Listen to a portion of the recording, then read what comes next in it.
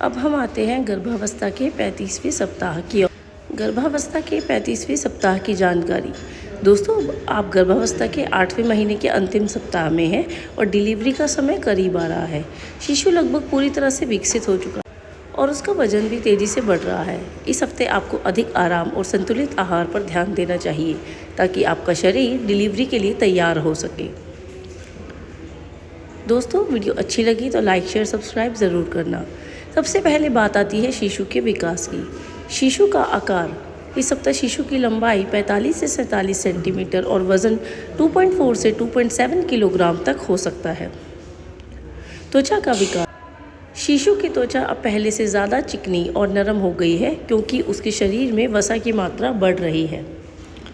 हड्डियाँ मजबूत हो रही है। शिशु की हड्डियाँ अब और अधिक मजबूत हो रही है, लेकिन खोपड़ी की हड्डियाँ अभी भी नरम होती है ताकि जन्म के समय में वो संकुचित हो सके।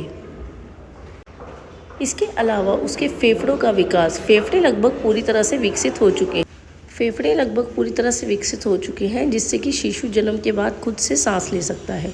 शिशु की स्थिति। इस समय अधिकांश शिशु सिर के नीचे की स्थिति में आ जाते हैं, जो सामान्य प्रसव के लिए सही मानी जाती है। दोस्तों, मस्तिष्क और तंत्रिका तंत्र की बात करते हैं। शिशु का दिमाग पूरी तरह से विकसित हो चुका है और अब वो प्रतिक्रिया देने में अधिक सक्षम हो गया है।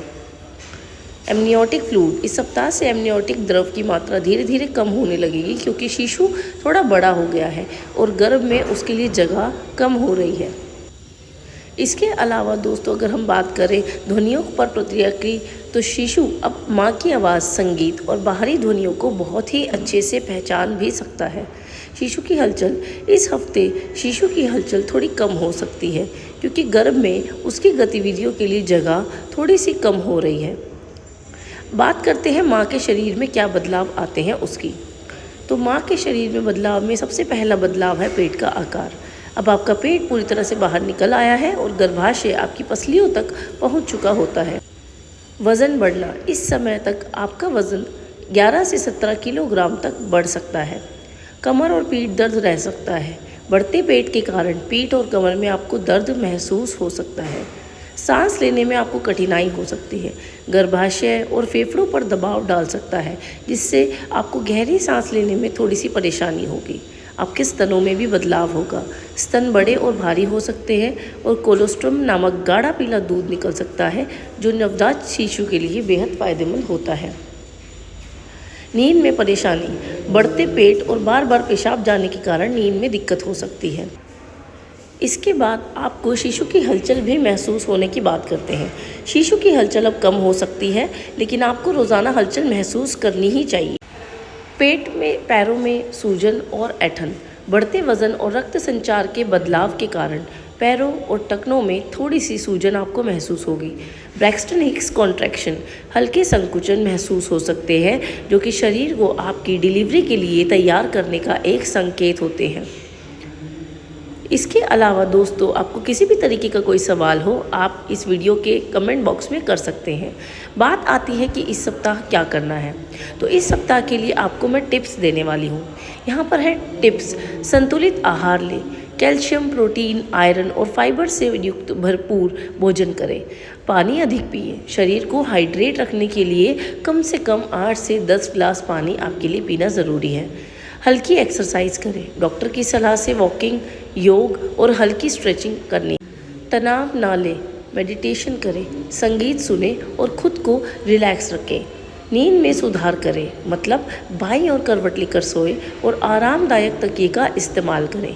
शिशु की हलचल पर भी ध्यान दें। यदि शिशु की हलचल अचानक से कम हो जाए तो डॉक्टर से आपको सलाह लेनी है। डिलीवरी की तैयारी करें। दोस्तों, अस्पताल बैग पैक कर लें और आवश्यक वस्तुओं को डाल लें। डॉक्टर की नियमित जांच कराएं। ब्लड प्रेशर, ब्लड शुगर और शिशु की स्थिति की भी जांच करवाते रहें। इस सप्ताह आपको कुछ समस्याएं भी हो सकती हैं। इन समस्याओं का आपको सामना करना होगा, जैसे कि सांस फूलना। गर्भाशय के बढ़ने से फेफड़ों पर आपको दबाव पड़ सकता है, उससे सांस फूलेगी। पैरों में सूजन और ऐंठन होगी। बढ़ते वजन और रक्त संचार में बदलाव के कारण यह समस्या आपको हो सकती है। एसिडिटी और कब्ज हो सकती है। हार्मोनल बदलाव के कारण पेट में जलन और गैस की समस्या हो सकती है। मूड स्विंग्स और चिड़चिड़ापन, हार्मोनल बदलाव के कारण ये महसूस आपको हो सकता है।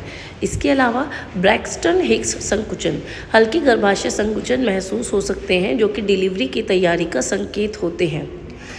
प्री एक्लेम्पसिया, अगर आपको बहुत ज़्यादा सूजन, हाई ब्लड प्रेशर और सिर दर्द हो तो तुरंत आपको डॉक्टर से संपर्क करना है। इसके अलावा दोस्तों, डॉक्टर से आपको कब संपर्क करना है वो भी मैं आपको बता देती हूँ। तो यहाँ पर आपको अगर किसी भी तरीके का निम्नलिखित लक्षण महसूस हो तो तुरंत आपको डॉक्टर से संपर्क करना है।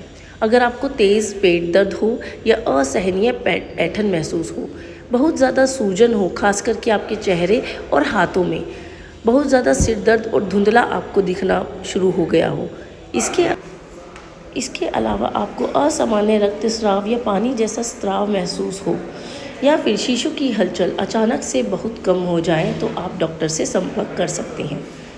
शरीर में बहुत ज़्यादा कमज़ोरी महसूस हो तो भी आप डॉक्टर से मिलें। तो दोस्तों, इस सप्ताह का मेन निष्कर्ष क्या निकलता है? तो दोस्तों, इस सप्ताह गर्भावस्था का 35वां सप्ताह माँ और शिशु दोनों के लिए महत्वपूर्ण होता है। इस समय शिशु लगभग पूरी तरह से विकसित हो चुका होता है और माँ को अपनी सेहत का अधिक ध्यान रखना चाहिए। संतुलित आहार लें, डॉक्टर की नियमित सलाह का पालन करें। अगर कोई भी असामान्य लक्षण महसूस हो तो तुरंत आपको डॉक्टर से संपर्क करना है। हमारी और वीडियो के लिए चैनल को सब्सक्राइब करें, लाइक करें, शेयर करें, और किसी भी तरीके का कोई भी आपको क्वेश्चन हो माइंड में तो आप हमें कमेंट बॉक्स में कमेंट कर सकते हैं। Thank you so much, keep supporting, bye bye.